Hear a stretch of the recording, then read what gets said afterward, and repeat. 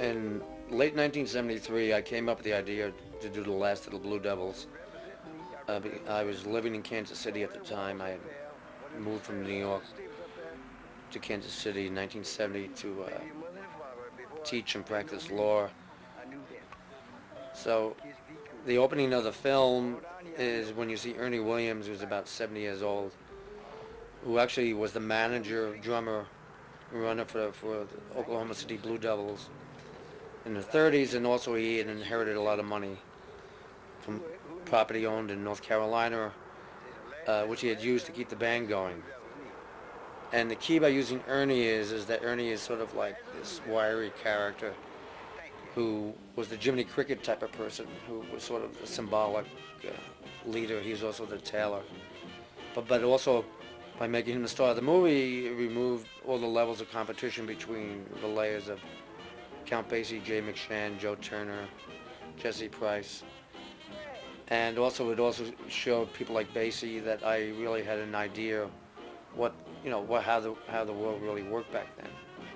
So when you see the film opening of the film, you see Ernie talking to these kids at 12th Street and Vine, which was totally torn down for urban renovation, and he's trying to tell the kids of what happened before. So you sort of capture that sort of Samuel Beckett type of innocence.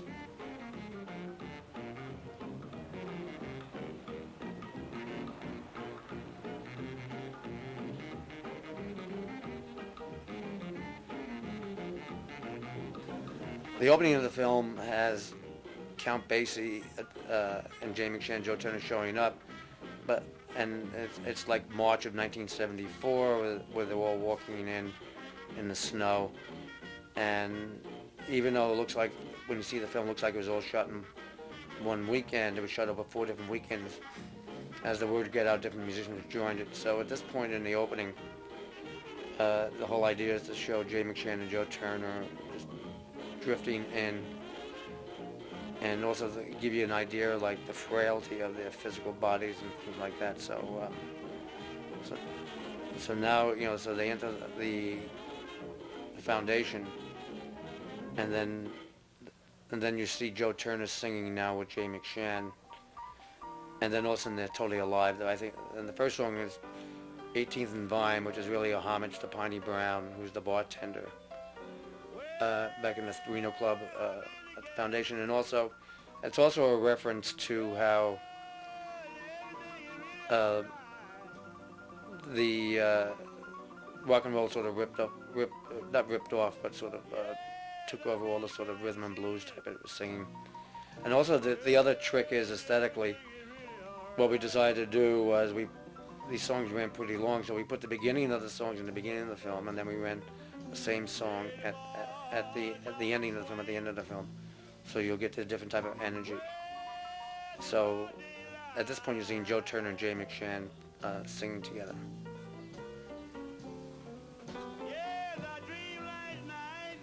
What's interesting about the film as well is because this was shot in 1974, and here I thought Jay McShann was very old. And here he is, he's like only 57 years old, because at this point in the year 2001, he's still bouncing around, and I think he's about 90 years old.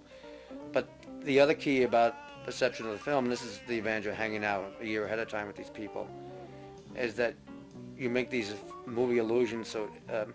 So Jay becomes the Edward G. Robinson of the film. He becomes the leader, the quiet leader, and he actually organizes everybody and becomes, creates the music in the background. So there's a continuity. So Jay becomes the continuity of the leader.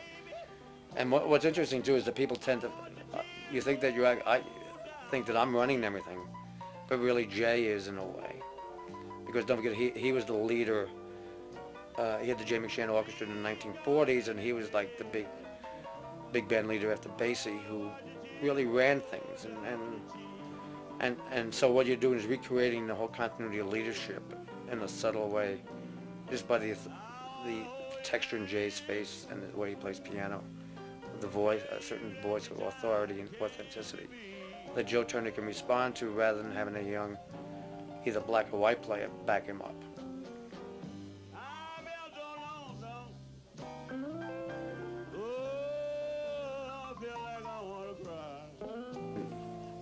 there was a musicians' union hall called the Mutual Musicians Foundation at 1823 Highland, and having hung out there for a while, I thought it would be a good idea to make a film about these musicians who were there on the weekends before they died. And the Union Hall was the survivorship of the integration of the two musicians' unions in Kansas City. Even in the 50s and early 60s, the musicians' unions were segregated, and then when the unions were integrated, the black musicians kept their own private club, social club. So, and they would have jam sessions on the weekend. So at that point I decided to make a movie about the survivors, and in turn would also tell the history of Kansas City jazz, and create and bring back all these performers and have a reunion. But the other subtle thing that I decided to do, not subtle, was I used a split screen because at the time Woodstock had just come into play.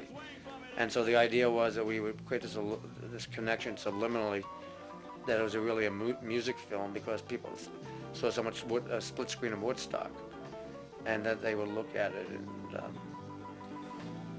in a different way. Ironically, when we got a rave review from Roger Ebert, he actually made the reference that that The Last of Blue Devils was the successor in interest of Woodstock as a great music concert film, and it had to be because of the split screen reference. So, I mean, all these insights are after the fact. The key that I had in mind when I made the film was bring the camera to the people, don't bring the people to the camera. So when Jay McShann and Joe Turner walk in the first time, you just shoot it once. You don't shoot it 4 times to give reverse angles like you do in a TV commercial. The idea is just to get, as long as you know that's them walking in, that's it. But also I had this illusion that the weekend was so important that if there's no film on the camera, I was ahead of the game. If I had set up a way for these guys to get together and recreate the past. About 4:30. Then we had another show. We do at 5 o'clock in the morning. We had about 2 hours. So in the next sequence, what you do is get, the idea is to get some stories out of Joe Turner, people like that. You don't really want minutiae of facts or anything else, but you want to sort of get parables. Playing all rock and roll and everything. We doing rock and roll for anybody heard of it. Imagination. So what you also want to create with the stories is sort of parables, and you take someone like Joe Turner, who's really sort of a poet.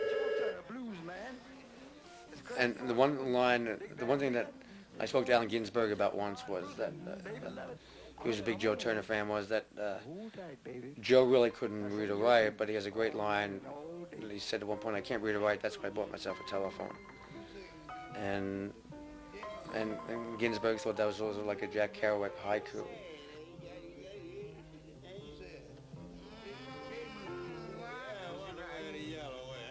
So the whole idea is that this type of film doesn't exist on its own. It's connected totally to American culture and to other references. So, having had a degree in American studies, I was sort of ambitious about making as many connections to scenarios that you wouldn't normally think of. So it doesn't really become a narrow jazz history. And also, this was like one of the first films made about jazz. Fortunately, I didn't know what I was doing, so I could just wing it and just deal with it more that I had this apprenticeship in American literature. And then so what you do, like the next scene is Jay McShann and Jesse Price sort of recreating this blues refrain, like they're creating poetry on the spot. So essentially what you're doing is just creating this sort of atmospheric build-up. They get to know the players a little bit. Jesse Price was interesting because he actually played the drums behind Mickey Rooney. We used to do the solos with Judy Garland. He was actually behind the camera. And also he was into Have and Have Not. Humphrey Bogart, Lauren Bacall, if you ever see him, he's the drummer. So Jesse was really important because he actually thought we were making a Hollywood film. And the other reason why Jay insisted on doing this reunion was Jesse Price was dying of cancer. And unfortunately, he died about 3 weeks after we filmed this particular piece. And so part of the reason why the film worked is all the musicians knew that, as Jay put it later, this crazy guy from New York decided to make a film about us, but they were going to take advantage of the fact that no one else had cared about us at that point. One has to remember this is 1974, 75. Now with the proliferation of jazz films and technology, everybody, is documenting people, which is good. Now the next scene we're coming up to which is the key to the whole emotional setting of the film. After I had Jay McShann and Joe Turner there to come, I said, well, maybe Count Basie should show up. So I'm in Kansas City, and I'm fairly naive, so I call up Willard Alexander's office and say, I'm doing this film about Kansas City jazz, and we'd like Count Basie to come just to do an interview. And he said, well, I don't know, kid, I have no idea how much money do you have? And I said, well, I don't know if I don't really have that much. But he said, what weekend are you talking about? And I mentioned March 23rd. And he said, well, you're really lucky because he's playing St. Joseph, Missouri that weekend. He's playing Friday and Saturday nights, and he's staying in a hotel in Kansas City, so send me a letter and tell me what you have in mind. And I said, well, all I want to do is go down to the foundation and meet these guys that he hadn't seen in a while, and we'll just videotape, the meeting reunion with Joe Turner, Jesse Price, and Jay McShann, and some other local guys. And he said, okay, fine. He ran it past Basie. Basie said, fine. So now I go pick up Basie, and we're coming to the foundation, and we're in the limousine, and I gave him a book of photographs and everything else. And they said, well, what's going to happen next? And I said, well, I have no idea. A bunch of guys are going to be there, but I had just given them the photographs when they were young. But I didn't tell him who was going to be there. Meanwhile, I had told Jay McShann and Joe Turner that Basie was coming, so the word was out. So Basie actually so Basie walks in, and he's sort of joyously stunned to see, Joe Turner he sees a little bit, and Jay McShann not that much. But then when he saw Jesse Price, and he knew that Jesse was dying, and then when he saw Ernie Williams, who had taken care of Basie, and then so all of a sudden you have this reunion of people, sort of a sense of joy of seeing each other, and then they all sit down and they start reminiscing. So it was one of these Zen moments where one actually gets all these people together, and you see the warmth and camaraderie. And also it's very subtle as you'll watch, and you'll see Ernie Williams, who was the manager running. Now in this sequence he'll be right there to take Basie's coat, and sort of think like and everything's back into the 30s and 40s, where they're young, and Ernie's taking the coats and getting the soda and everything. So after we established that, and now Basie's at the foundation for 2 hours, and we were going to film it completely.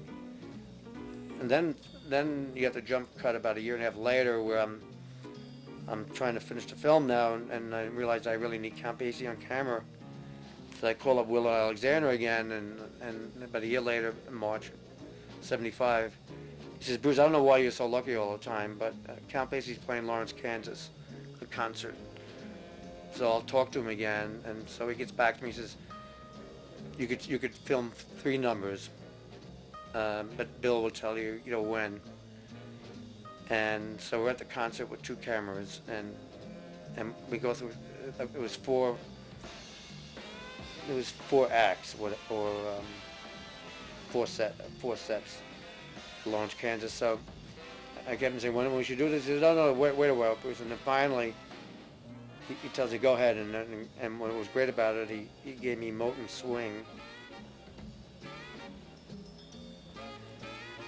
The suggestion of Count Basie to play Moten Swing was really important, because Count Basie had actually started out playing piano for Bennie Moten and Bennie Moten Band. And one of the themes of the film is that also I basically played with the Oklahoma City Blue Devils. So you went the way like Walter Page and Lester Young. The progression was basically it came to the Midwest and played Oklahoma City Blue Devils, but then he became the piano player for Bennie Moten. and then Bennie Moten died suddenly, and then Basie took over. So essentially Count Basie Orchestra was the Bennie Moten band. So now we're playing Moten swing, and that sort of creates the first song in a way. And then the arrangement is unique from back then. And then also at the point also you get Basie's sense of joy. So now we have at the production number, we have a Count Basie big band number to illustrate the whole big band sound, and also use it within the context of a song from the 30s or 40s. So Basie agreed to let me do this for nothing, and now so that's where that scene comes from.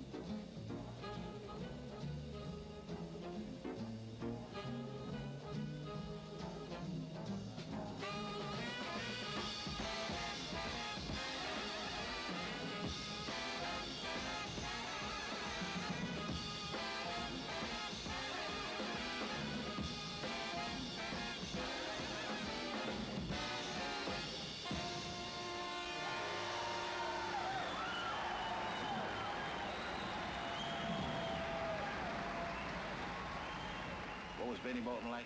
The most lovable leader, most lovable guy you ever want to meet in life. Is he the one where you picked up how to deal with Men. So now that we've established the progression where the apex of the Kansas City Jazz is eventually the big band Count Basie playing in the world in the 50s and 60s and 70s, then we go back and we have Count Basie giving us an insight about Bennie Moten and the Blue Devils and everything else. So we go back and start the whole historical reference. Now the key about the Oklahoma City Blue Devils was it was the first band in the 20s that actually had no leader. It was sort of a socialist type of band with Walter Page and Lester Young and Buster Smith and Eddie Durham. Each person got the same amount of money and there was no leader.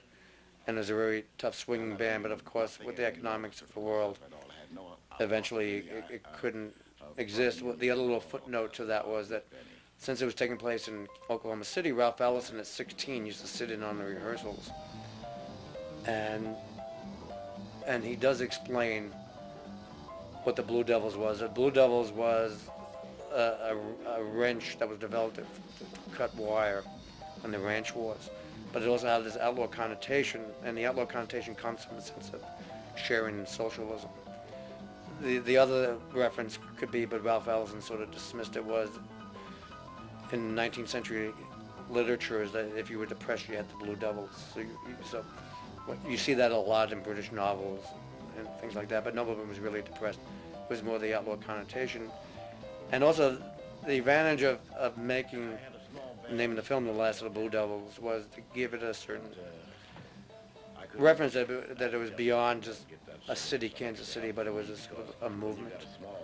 So now that we're established, the Basie band and everything else, then we, as we continue this portrait of Basie, we also do a little sidestep where in the 50s, when the big band era sort of collapsed, Basie decided to go out on his own and have a quintet with Wardell Gray and Clark Terry with Freddie Green. But the other advantage about using this clip live at the Apollo is it does show Basie really playing piano. So it does give you this insight into his boogie-woogie piano playing. So you get a sense that Basie was much more of a musician than just being a leader and just being, just sort of accompanying people with one finger. So as we finish with Basie, then we cut back, and now Jay McShann took over, I think, in Kansas City of his big band. And just for this film, Jay McShann put together a band, and he had John Jackson, who was the influence on Charlie Parker, and they had all these new charts made based on their old music. So we did a sort of a montage of 3 or 4 songs associated with the Jay McShann band that would illustrate how the sound was starting to develop differently, and also bringing in sort of the earlier references to bebop and how Charlie Parker played there. So now you have, now you establish Jay McShann is comparable to Basie. So now with this sequence, we're jumping the blues, and what we're doing then is also elevating subtly that Jay McShann is comparable to Basie on a different level, but so now you have these 2 big band sounds, and also gives you a sense of the blues, and also gives you a sense of where Parker's sense of blues came from.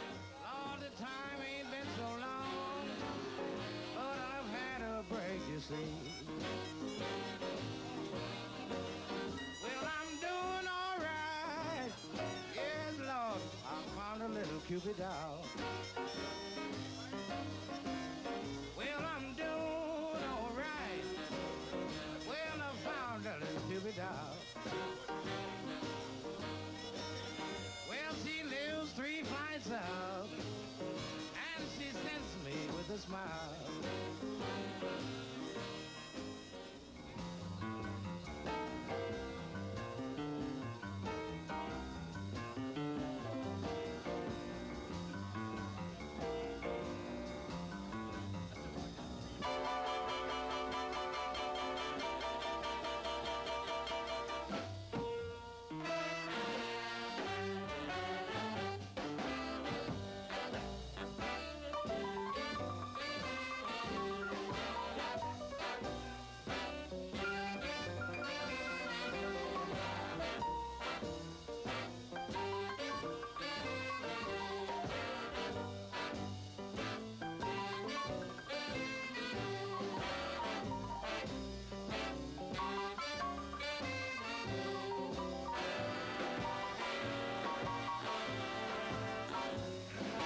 So the essence. So now we have a sort of a little section on Jay McShann,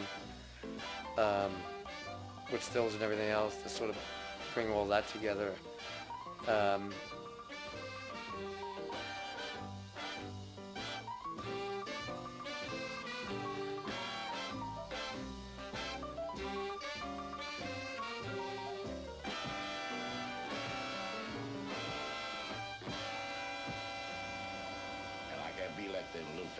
That guy look at me in the eye right now called McShann.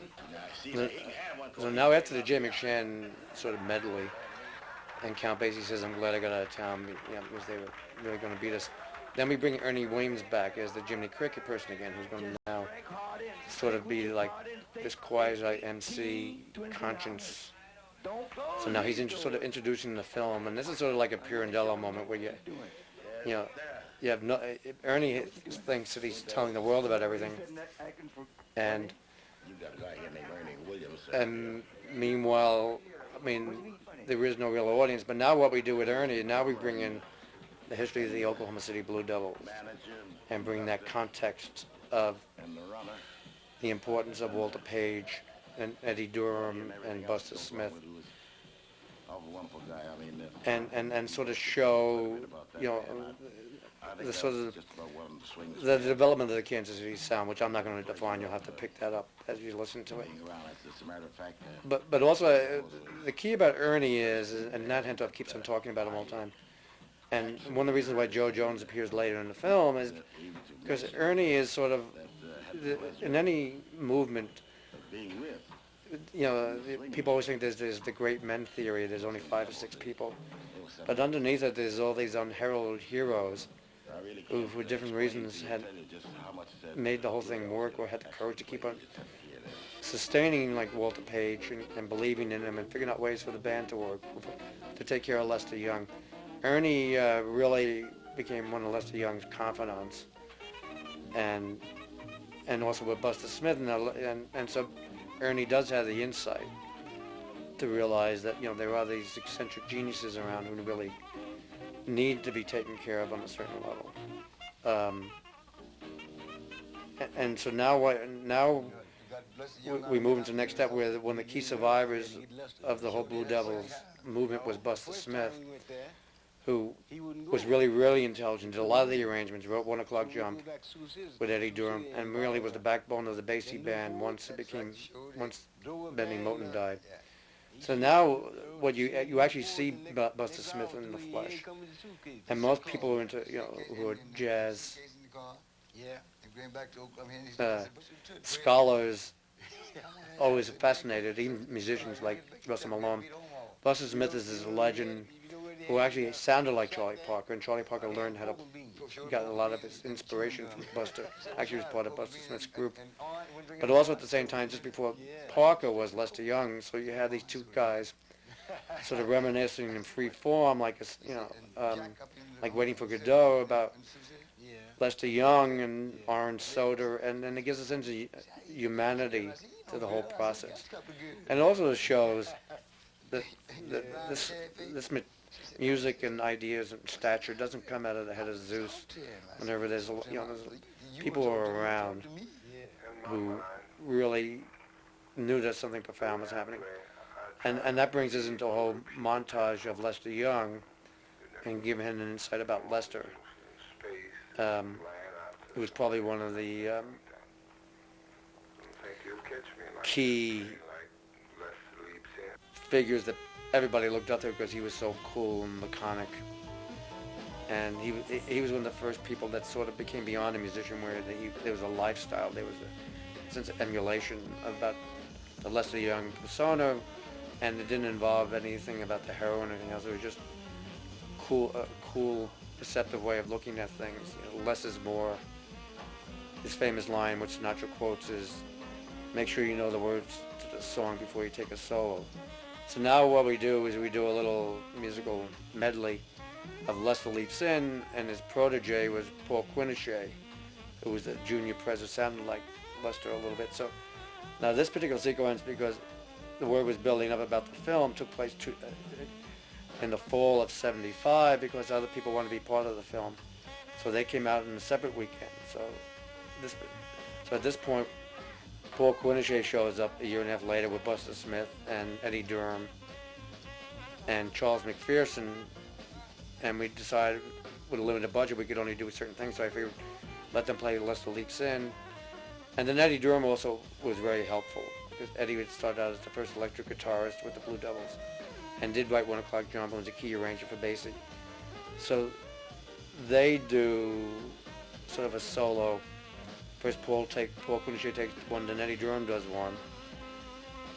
And the Eddie Durham solo is really very interesting, because you think it's a throwaway piece in the film, but so many people have come up to me who said that was one of the most beautiful, thought-out solos they've heard in a long time, and people weren't expecting Eddie Durham to be that great a musician, although he was legendary in his own way, but he was very shy and humble.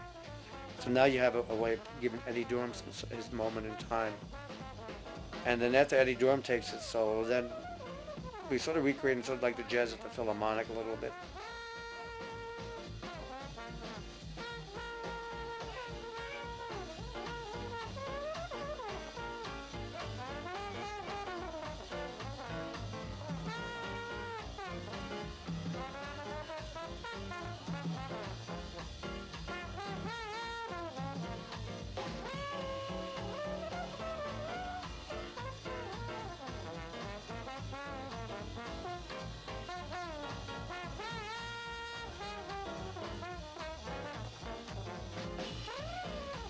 So the next solo is Bird. Normally would take a solo, but at that point we tried to get Sonny Stitt, but he wasn't available. So Jay said, "Why don't we get Charlie McPherson, even though he's 40 years younger, but we'll get the Bird sound." So Charlie came out and played the homage to Bird, playing Lester Leaps In. So apart from doing this historical stuff, you also need, for a film, you need some real music performances, so people can actually see the music in real time. And that's one of the other things that we did, was allow the music to run in real time. And this is much earlier, before MTV, where you would just chop things up or just do little quick musical cuts. But letting it run in real time gives you sort of a sense of how it played.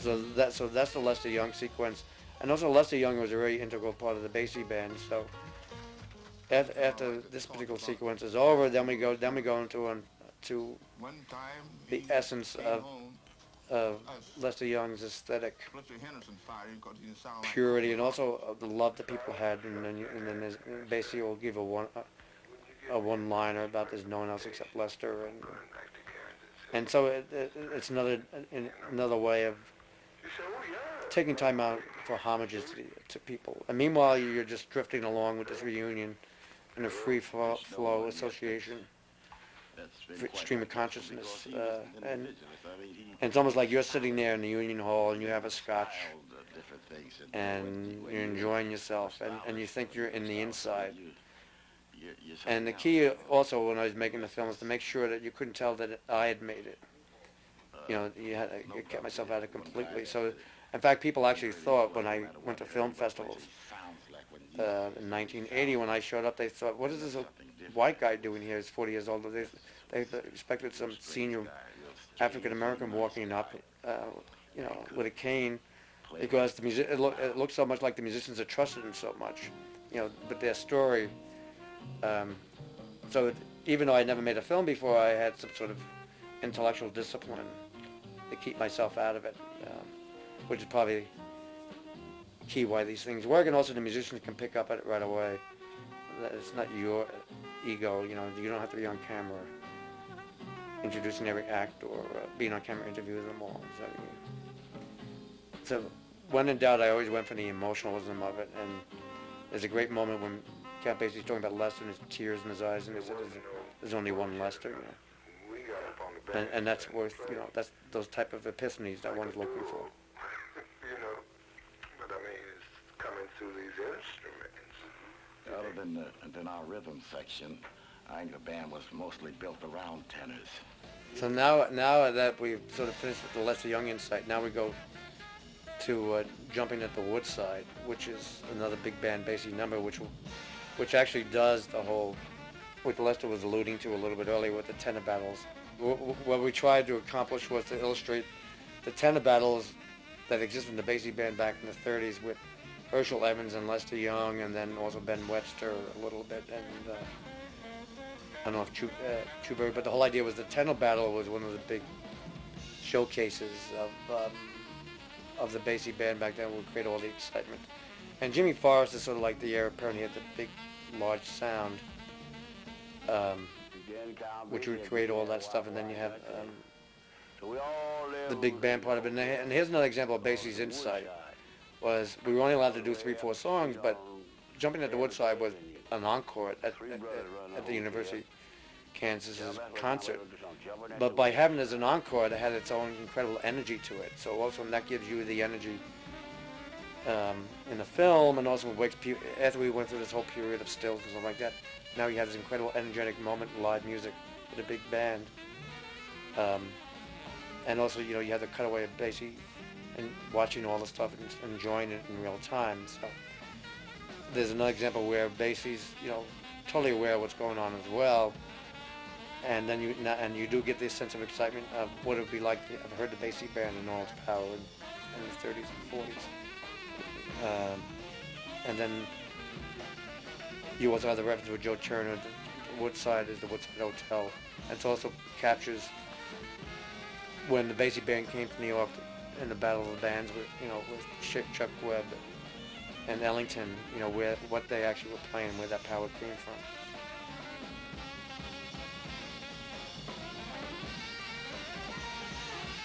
Also in this band, besides Jimmy Forrest, is Al Gray and Butch Miles. And still the key is they still have Freddie Green playing.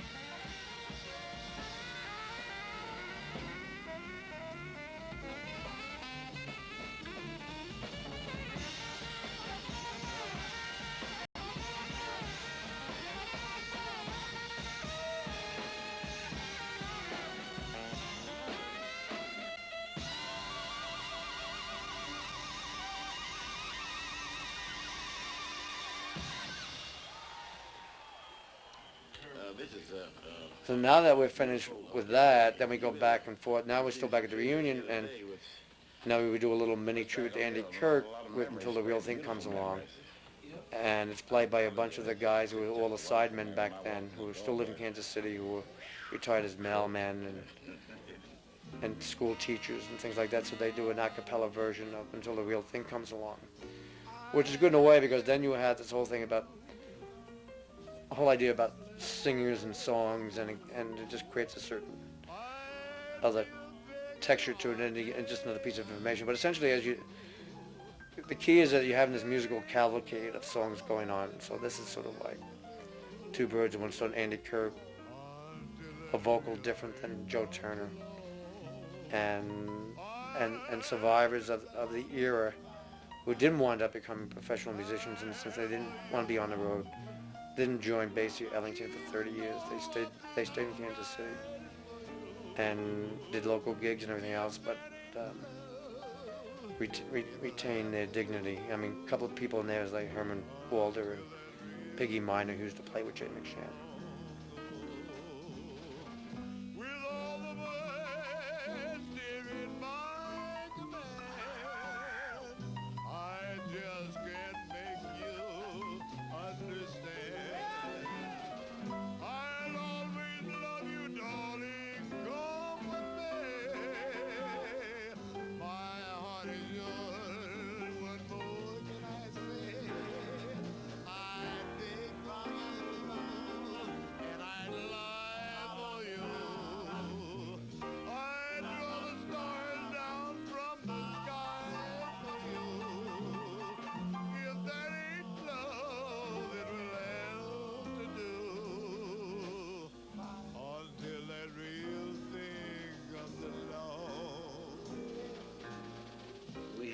Now the next section is, now we do our insight into Charlie Parker, how he came, what his presence was in Kansas City, and what it meant.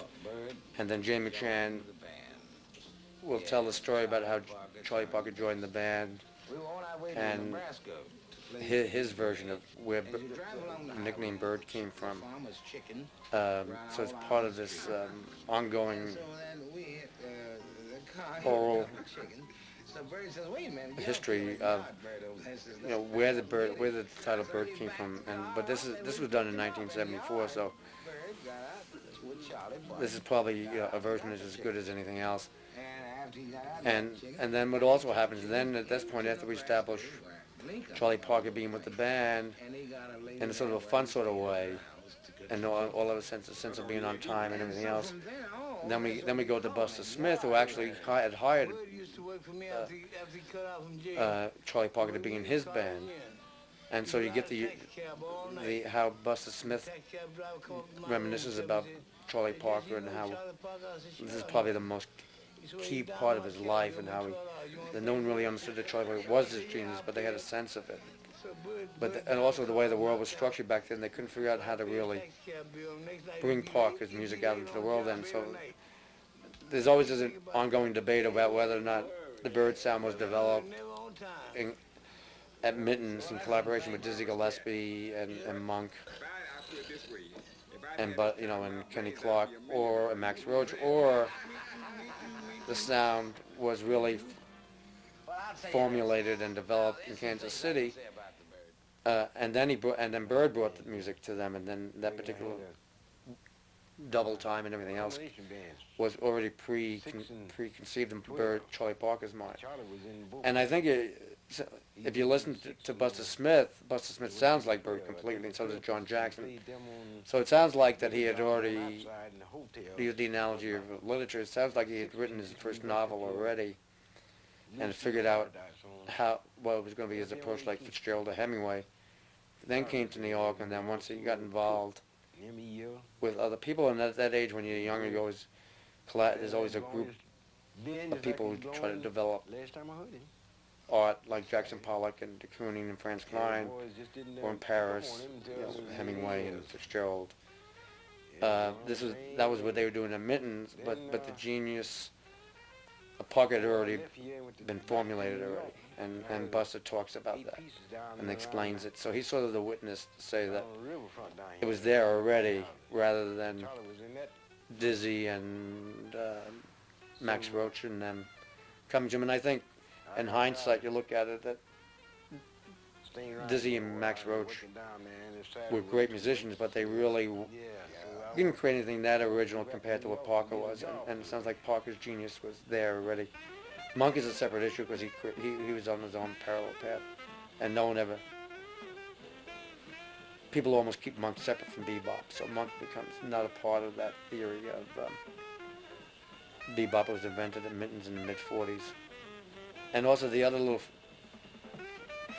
footnote to the whole thing is that Charlie Christian was from Oklahoma City, and he was from that Midwestern sound. So he was there playing everything else. So he had probably had heard Parker already, and so he was just picking up on it.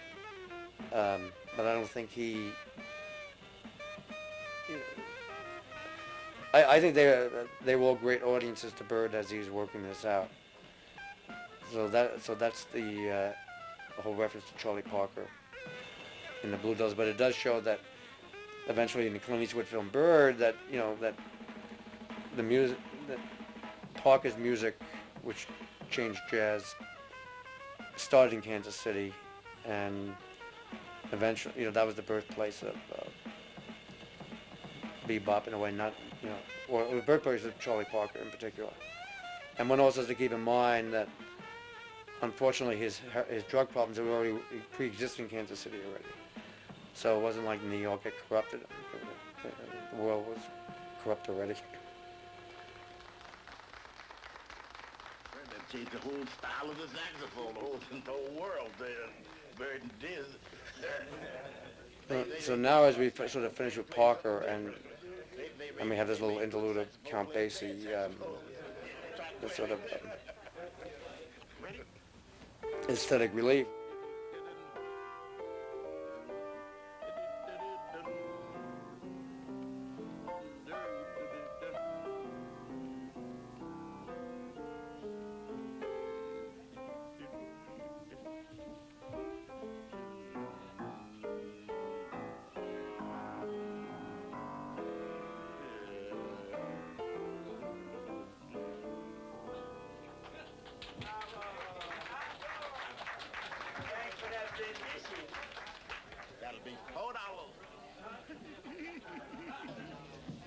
Now we go back. Now we go to Kansas City present, and give our sort of sociological,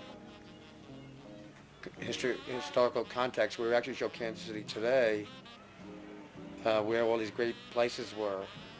The clubs used to be in the 30s and 40s, flourishing, and now it's sort of like I won't say it's an urban slum, but now we have Ernie Williams back again as sort of our little guide, and he's telling you where all the clubs used to be, but now they're sort of turned down.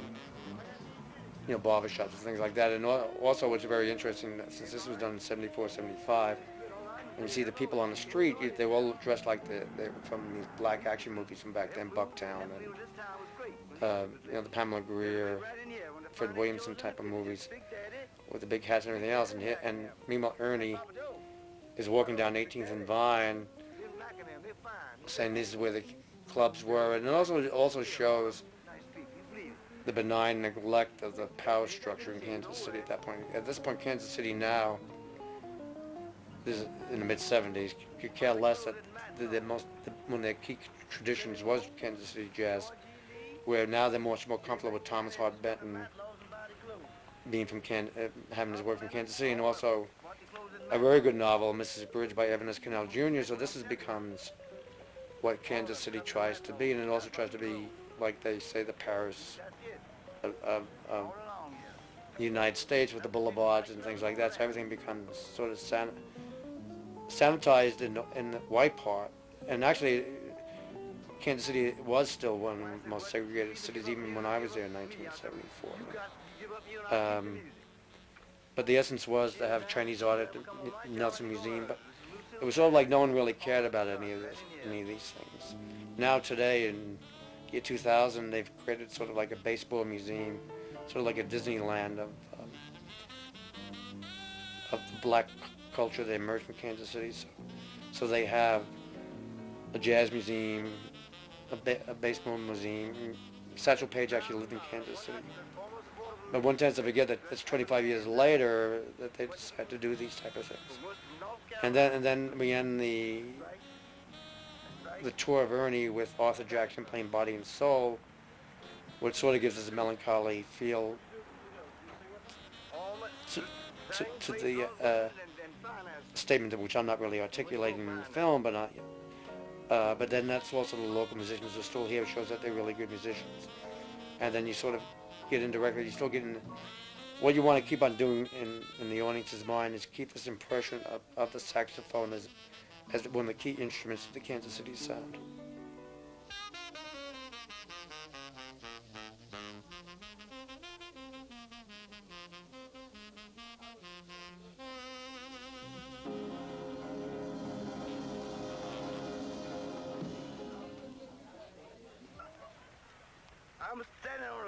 So as they finish that, then we cut to really obvious symbolism. We put Ernie back on 12th Street and Vine again, which is the famous location of Wilbert Harrison's, Kansas City and Vine, 12th Street, which really was not the key place. But then again, Ernie is bringing back this whole thing about, don't use your head for a hat rack, go to school, get an education. So we were sort of just indirectly creating this vignette of that there's a valuable history here. And then we cut to, as Ernie's talking to the kids, then we cut to Big Joe Turner singing a Freeform Association of Shake, Rattle, and Roll today, which is sort of like, he's sort of like, God, I'm still singing this thing, slightly drunk. Joe Turner had, when I first picked Joe up to do the movie, he said, watch me, I'm going to show these guys how to survive in these type of situations. Give me a pint of mineral oil and a bottle of Johnny Walker Scotch, and I'll drink everybody. So I got him the mineral oil. He drank the whole thing, and then he sipped on Johnny Walker Scotch for 2 days, and he never got drunk. So it's one of these little tricks of professionalism.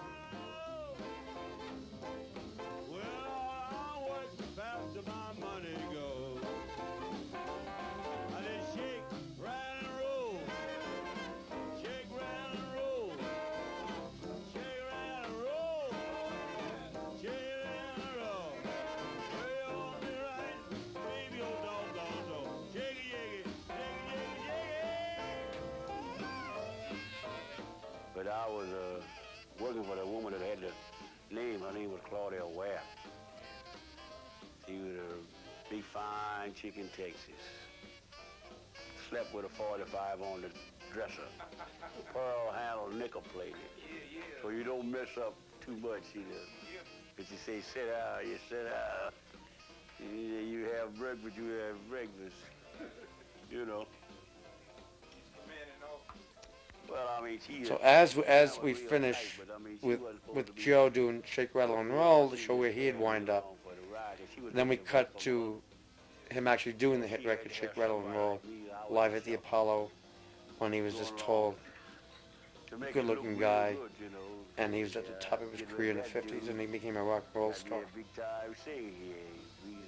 And before we actually see the clip of Big Joe turn to the Apollo, Joe does tell a story that's sort of like a Lloyd Price type of story, but then you still get the sense of Joe with the sense of timing and rhythm and sense of joy about life.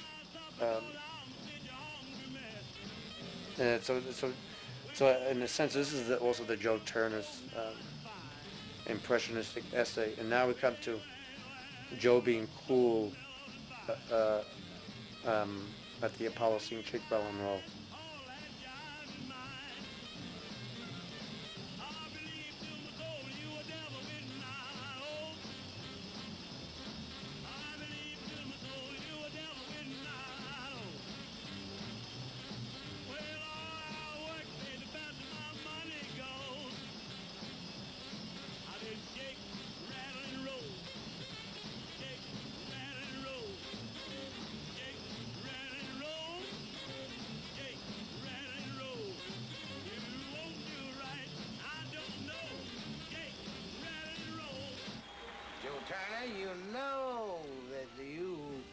now we finish with Joe Turner. Now we get into the political context of Kansas City, where we deal with Pendergast and Harry Truman and the history of why Kansas City was allowed to be a wide open city because of the political climate. And I purposely I put this section almost 2/3 through the film because I didn't want to create this illusion that there's a white overview. So at this point now we'll come into how all the clubs thrived, 100 clubs thrived, because Pendergast was this big politician who I guess he was corrupt up to a point, and built all the cement and ran it was a political machine. And Kansas City was really renowned originally as a cattle town where people would bring in the cattle to Kansas City. And it was designed so when all the cowboys brought in all the cattle and got paid, there'd be a lot of distractions for them to spend their money in Kansas City. So since the 1890s, it was a wide open town. And it was always a place where there was prostitution and drinks, even though Prohibition was going on. And at the time, Pendergast's proteges was Harry Truman, among others, and Harry was a senator. But essentially, Pendergast ran the whole place from the 30s to the 40s.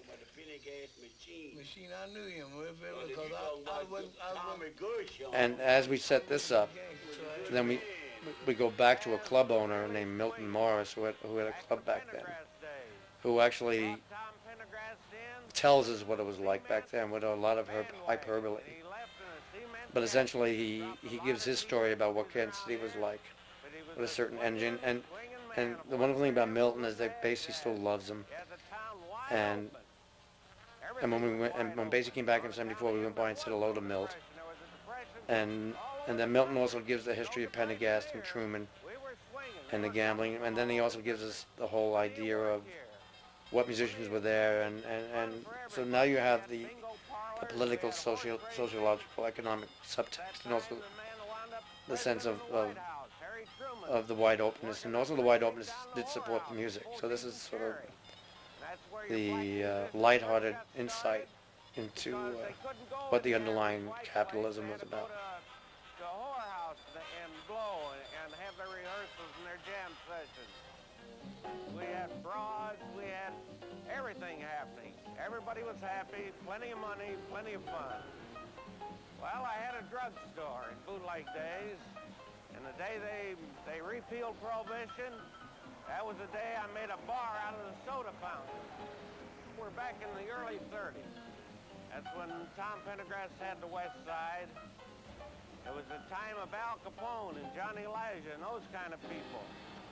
It died out because they put Pendergast away. He was a cat that believed in letting the town swing. If you're going to be a metropolitan city, he believed in acting like one. They came to work at 8 at night and worked till 6 in the morning. Everybody got $3 a night except Basie. Now, he got $5 a night because he was the leader. Now, in that band, in those days, in that one particular band, I had Joe Jones on drums. I had Walter Page on bass. I had Hot Lips Page on trumpet. I had Lester Young and Ben Webster on sax. And the Bird was just a young little cat hanging around, and we'd let him sit in and blow.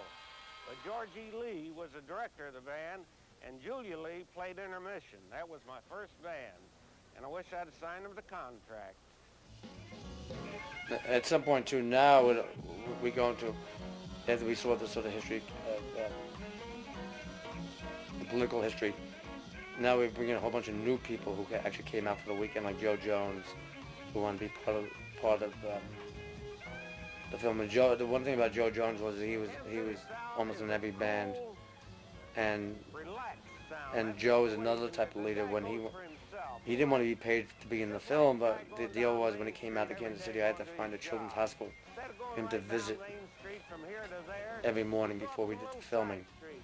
And now we also, as the central closure, we saw what Kansas City was in the 30s again, and now we have Claude Williams, who was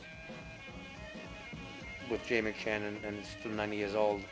And then Claude, through Milton Morris's voice, gives us another tour of Kansas City and then we wind up with the bleakness and the desolation, and then the irony where you'll see a housing project signs that has Count Basie on it. The Count Basie plays Ella Fitzgerald Lane, but it's more of the same of the desolation, but it's also a way with Claude Williams with a certain sense of energy.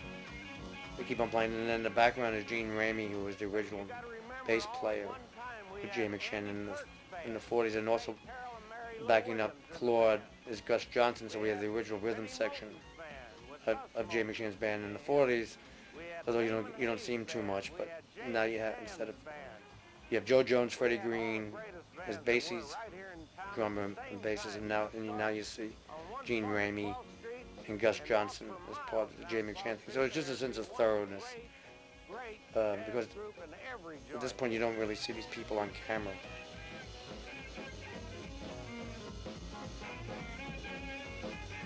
So now at this point we've sort of given you all this background and set up. So now what we're going to do is sort of take you out now and sort of concentrate on the music. And the next big production number is Big Joe Turner singing Roll 'Em with the big band, and it shows the interaction back and forth. So this also shows the spontaneity of Joe Turner, how he can just free associate, and also shows how the saxophone section works, and you get those into riffs. But essentially, this is just a great piece of entertainment of Big Joe Turner singing, one of his signature songs, and Jay McShann playing, and then it's also all the people in the neighborhood are there. So it's like the highlight of the weekend, even though it is shut over 4 weekends. It's been building up, and now all their friends and wives show up, and Joe does this.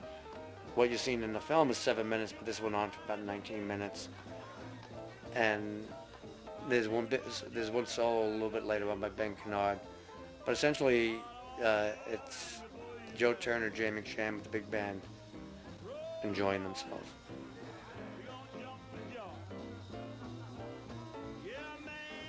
The other thing which is really important is that one of the key people who worked on the film is this guy Rocky Rudy, and the reason why the sound is so rich is that he actually had 32 mics and mixed it right on the spot into a Niagara.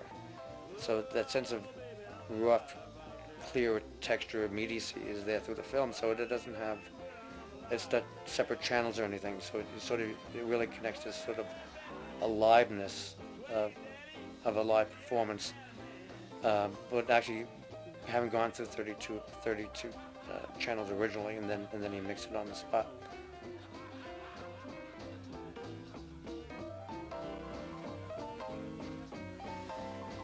As Roll 'Em comes to an end, then there's the great interplay between Jay and Joe, sort of ad-libbing all the way through, and then there's a certain moment when you finally see Joe is sort of thinking about things. The key is when you make these documentaries, this is really back in the cinema verite time frame when you would just actually shoot everything and not try to manipulate the reality before you. So that you always want to sort of keep yourself out of it, and which is very difficult in a way, because most people always want to control things. I think the key is to having the sense of aesthetics of letting the music play, and even though it's not perfect, and also there's no second takes. The one thing about this film, there's only one take to each number, and like I said earlier, this was like 1974 and 75 when people really didn't think about these things.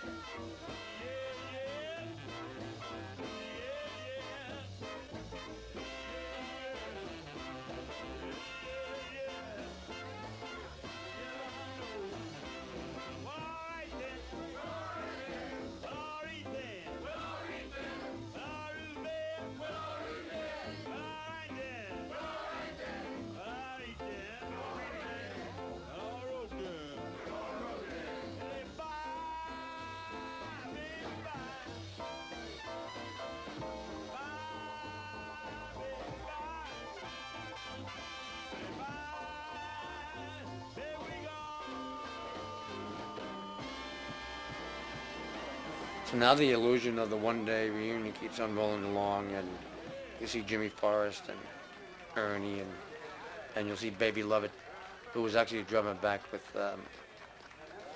Count Basie back. He never played with Count Basie, but he's part of the Kansas City team. He's about 90 years old on the shot. And he was actually a favorite of Harry Truman. He used to come to the White House and play.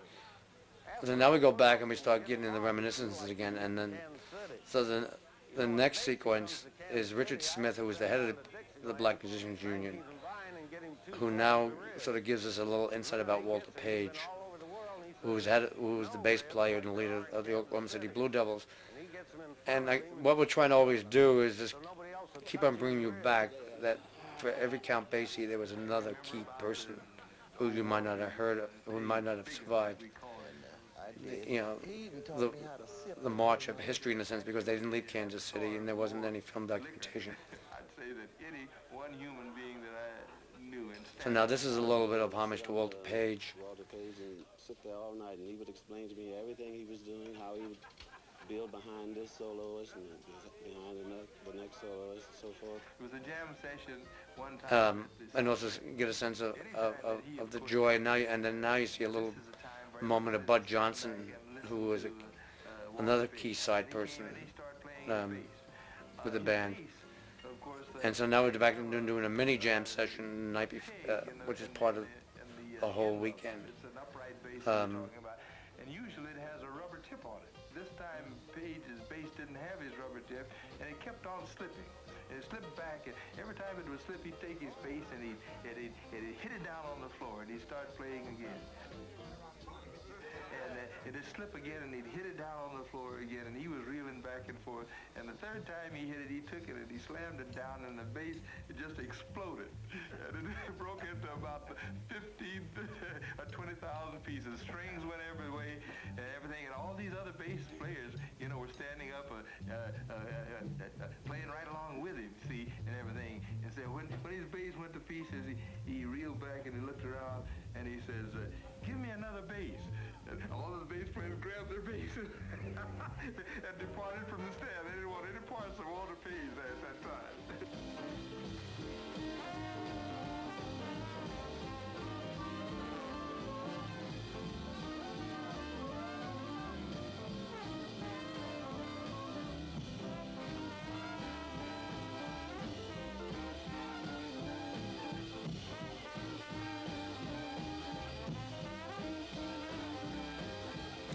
Now we're coming up to who I think is one of the most wonderful people, most misunderstood people, Joe Jones, who wound up being in almost every jazz film made. Like, he wound up being in Jazz on a Summer's Day, Born to Swing, Last of the Blue Devils, The Sound of Jazz.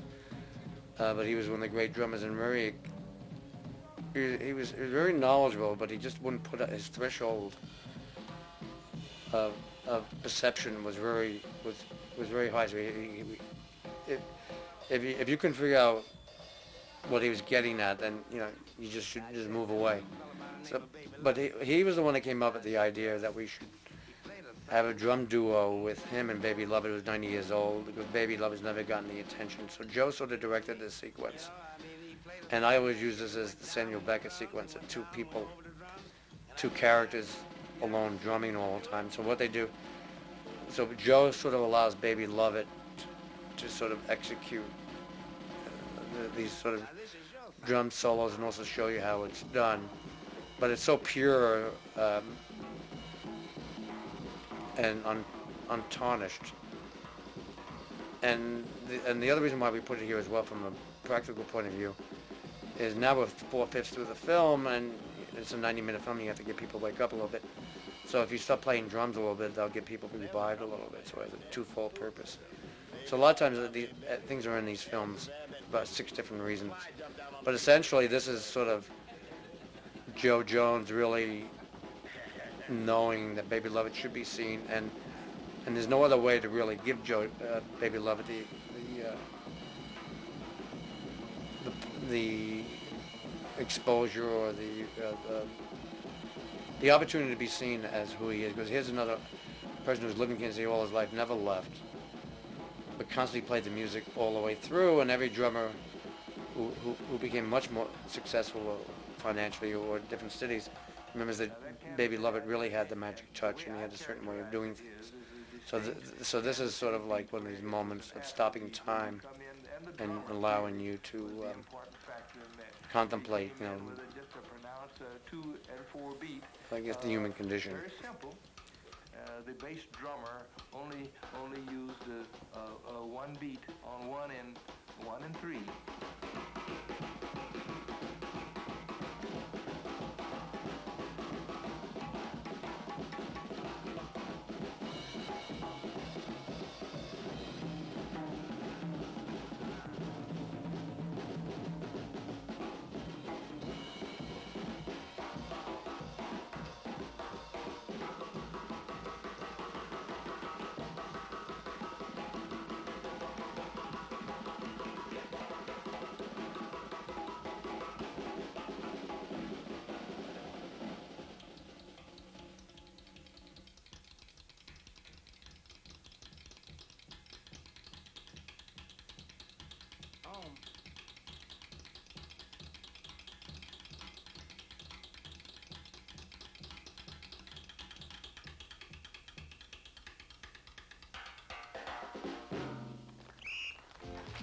So after this, then what happens, which ties into Joe Jones, is that then we go into Speedy Huggins, who does a tap dance. And what that does also is gives us an opportunity to define what the Kansas City sound is. It also gives you subliminally a way that this was a music of joy and people were dancing and things like that without hitting you over the head. And also, what you also have to do when you do musical documentaries, you at some point have to give performance in real time. People have to understand that the art is good enough to be watched no matter what the historical context was, no matter who cares if Baby Lovett is 90 years old. If you can't play, you can't show a 90-year-old playing. So there's always the analogy always is whether or not it's your first novel or your last novel. 100 years from now, no one's going to know. So if the performance is valid and the music is valid, then it works as an art form. So the key is always to come back and bring home the point that this is not folk art. This is really high. This is high art, and you're able, if you watch it, you'll be transcended and get some insight into what the purpose of art is for. And that's why I think Joe Jones was one of the few people that I encountered making this film that really was one of the purest artists around. It's almost like it was, in his own way, it was like Buster Keaton. There was no guile to it. But you had to have enough courage or insight to accept Joe for what he was and not just get blown away by his 2-hour monologue before that. Comes with the territory. But once he got on stage, he was a consummate performer. And also, Joe does show you that it's all show business eventually. Even though he can be very dour and private, when you see him on camera, there's that professional smile where you're supposed to get people, you're entertaining people, they're paying $5. It's the same thing with Count Basie or Joe Turner. People show up and they're paying $5, $10. You want them to feel they're enjoying themselves and they're getting some sort of entertainment, but at the same time there's a subterfuge where they know they're creating this great art, but let's be cool about it. And that's also, I guess, how people look at Louis Armstrong in a way. The underlying art was always hidden, but it always came through, within your subconsciousness. Now to continue, so now since we're still on this entertainment, real music reality, the next number what Count Basie wanted me to do was the big band version of Night Train, played by Jimmy Forrest, who wrote the song. Now Night Train really, even though Jimmy Forrest wrote it, really is based on a Duke Ellington song. But at this point, nobody's really gone too crazy about sort of the lifting of what Ellington had written, because at this point the song represents a whole bunch of other things. In fact, my friend Nick Toshis, when he wrote his book about Sonny Liston, this song Night Train was the song that Sonny Liston used to train to. But what this particular song does do is a great solo, which Basie loved, and it creates a certain sense of, it's a showstopper musically, so even if you're not into jazz, it does show you the connection to rock and roll and rhythm and blues, and the sense of power, and building up a solo from scratch and then taking it to a different level. And there's also the reality of filmmaking. If you only allow 3-4 songs, you take what you can get. But then Jimmy Forrest does come from J. McShann Orchestra. You also get it's another way of getting an insight into how the Count Basie band works. Now you see how you see Freddie Green playing guitar since the 30s with a total deadpan face, like I've seen this 100 times, and they keep on playing it, and Basie's enjoying themselves, and then this is also what we also did for the Woodstock thing, because it was a long song and we had played it all the way through. We did eventually come up with a split screen, but when it was played in public at a lot of film festivals in the theaters, people would applaud at the end. So it's a little bit of a Hollywood, a little bit of flash, and because you are dealing with 90 minutes of music and culture, so it's one of those things where it does make you feel good, and it's a once-in-a-lifetime performance.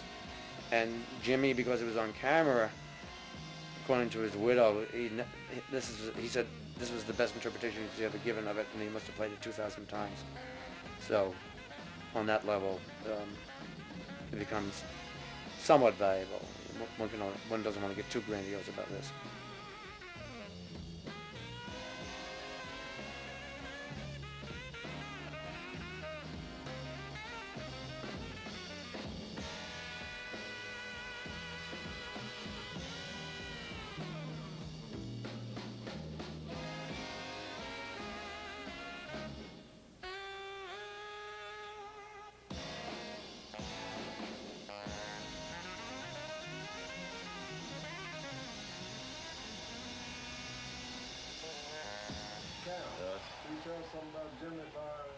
Well, nothing to tell about him. See, he played you with me. The only thing I can say about him, and I just think he's just one of the great, the most underrated tenor players there is around. Yes, I worked with practically all of them, from J. McShann, Andy Kirk. So now the next sequence is what I had alluded to earlier, where with Big Joe Turner and J. McShann, where we start off with 18th and Vine, Piney Street Blues, and now we're going to, as the film's coming to an end, we're going to start using the second half of songs to sort of bring it to a sense of closure. So the next piece of music we're going to be seeing is Big Joe Turner and J. McShann doing the end of 18th and Vine. And Joe and Jay have this ability now. Then now what they're doing is summing up a certain philosophy about how they really feel about what's happened to their lives within the context of singing this song. Now, this is the section of the second half of the Basie piece that we saw earlier. So this is an ending. And then we cut right into the ending of 18th and Vine. And Joe now is summing up what he thinks about the world and blues, and how he's sort of joking around that he's been ripped off, and Jay's trying to console him with some piano music, and Jay's sort of needling him a little bit, and then Jay's really executing these incredible solo things, with Jay's finally having a good time too, because I think this was one of the last songs we did that night. This is actually literally the last song we recorded that night. And what's interesting about this particular piece is that Joe actually does listen to Jay as he's playing, so there's a great reaction shot at some point where where he hears something, and he sort of just totally sense of amazement, and then Joe's still free associating, so he's totally alive and he's totally immediate, and then he's also summing up everything. So this is like as the film's coming to an end, this is the second half of a song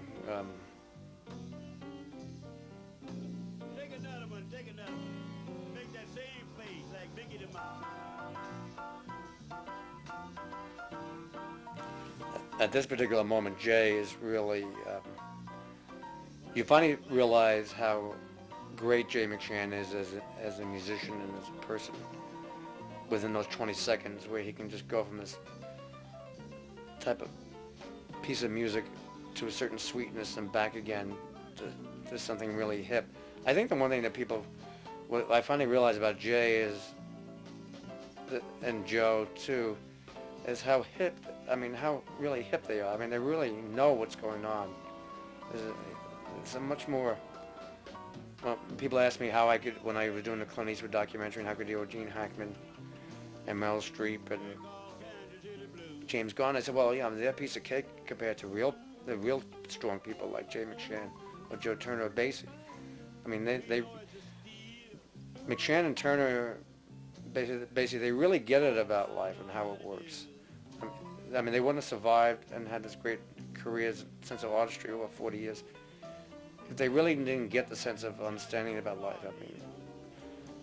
The rest of us are sort of always like anxiety levels or whatever, and we try to think we understand what's going on, but maybe that's the power of music, that if you understand music and it's clear and perceptive and it's affirmative about life, you get it and you get rid of all the other stuff, and the other stuff will take care of itself. Granted, there are probably some musicians who are somewhat neurotic, but when you get to McShann, these are giants. These are great people or men.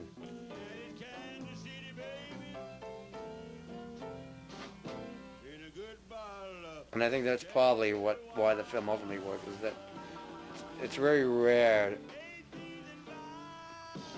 to see great people doing their craft or doing their vocation and doing it with a sense of an abstract humbleness, but there's something beyond all that. And I think the Blue Devils is made, this is 20 years later, and people still look at it like it's in the sense of amazement. And it's not the best made film in the world. It's not highly crafted. But the subtext, the context of McShann and Basie and Turner and everybody else carries it through. So it's their art that lives on and survives it. But so for something 25 years later, people still want to see. Is a tribute to these people's lives and art. Now what they're doing now is we're ending the film, because now we're coming back to the encores again. Now they're playing 1 O'Clock Jump. So now you have a homage of McShann's arrangement to 1 O'Clock Jump, which we start using as the credits, but then we're getting real music in again. And then the next sequence will be a little episode where we're actually, because I can't keep on stopping, not preaching, but like trying to make historical records. And the next sequence that's going to come in is we're going to have Buster Smith and Eddie Durham reminisce, and actually they're going to say that they actually did write for the Clock Show.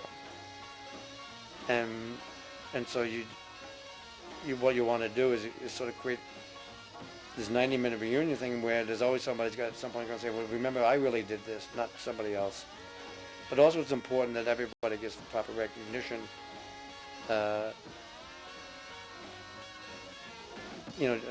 Just for the sense of, one of the advantages about if you make a film on your own, have complete power, you can do anything you want. And you could get rid of the ground rules about you're not allowed to stop the musical sequences and throw in a little story about who wrote 1 O'Clock Jump. But it does keep the sense of humility there, because when Buster Smith and Eddie talk about 1 O'Clock Jump, they still don't say, well, they never say Basie stole it from us. It was part of the whole paradox of how these things happen, and also how casual things happen. And so the essence is that for the reunion is that, people show up, there's a reunion. It wasn't catered. The mayor didn't show up to give anybody a key to the city. you know, people show up, they met each other, talked, played music, and then went on with their lives again. We all should be so lucky. He says, I'll tell you what, dude. He says, it's near 1 o'clock. He said, we just call it the 1 o'clock jump. That's where it started. Change the name right there. So now as we come to the real ending, or one of the multiple endings, is now this is really what really shows what I said earlier about how Count Basie really knows what's going on. So now what we're seeing is their encore of the concert where they're actually playing 1 o'clock jump. And now Basie's playing his signature song. The other possibility could have been April in Paris, but it wasn't any connection to Kansas City, and it didn't really make sense. So now you have Basie actually addressing the audience, even though he's addressing the audience in Lawrence, Kansas. He's addressing the audience who's watching the movie, and it's another way to have credits underneath. But also we're getting more music in real time, and also now you get the whole sense of you're at the concert. It's like a Pirandello moment. You're in 3 different places at once. First you thought you were in the Foundation with the Union Hall and everything else, and now you jump cut, and also now you just spent $10 and you were at a Count Basie concert. Now you're getting ready to leave, and you had a great time listening to this great music, and Basie saying goodbye, and isn't life wonderful, and we'll see you again. And then you have these sort of multiple encores. And it's also a way of dealing with the boredom of the credits. And then you can just show these little postcard images as you're dealing with the credits and creating a little bit of excitement.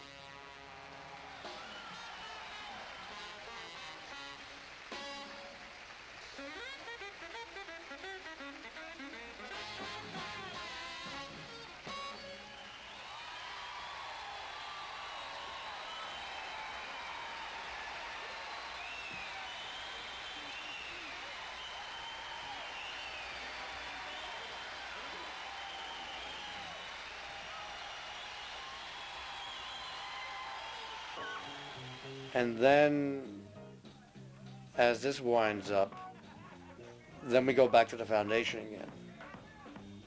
And there's where we get back to the reality of the final day where they showed up in the snow, and we've been playing all night, and we did all these little side trips and went back into time, into history.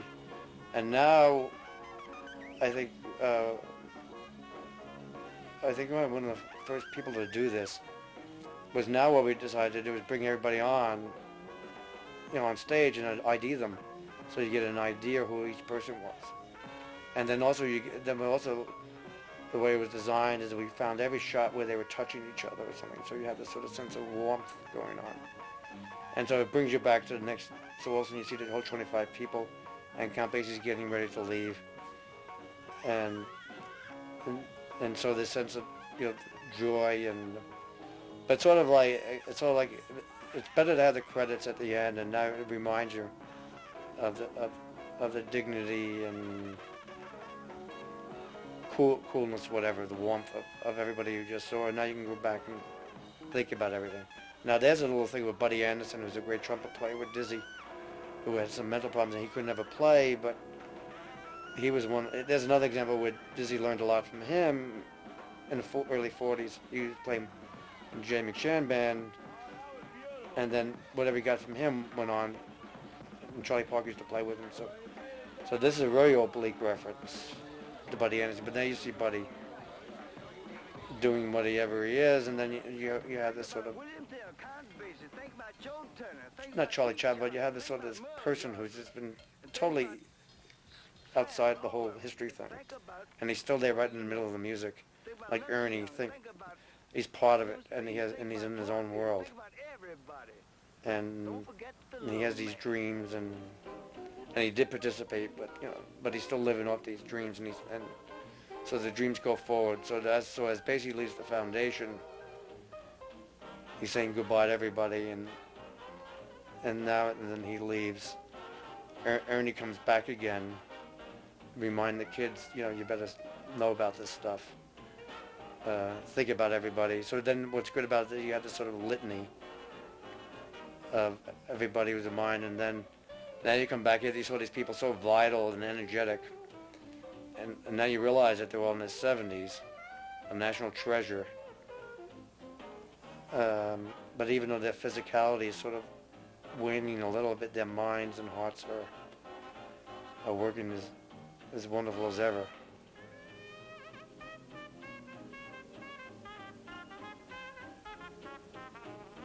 So the end, the whole thing is like I said earlier. If there was no film in the camera, and this all happened, I was ahead of the game.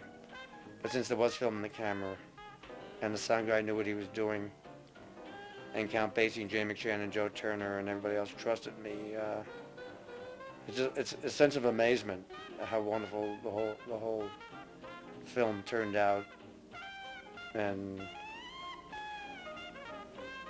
like, you know, I could always keep on watching it over and over again.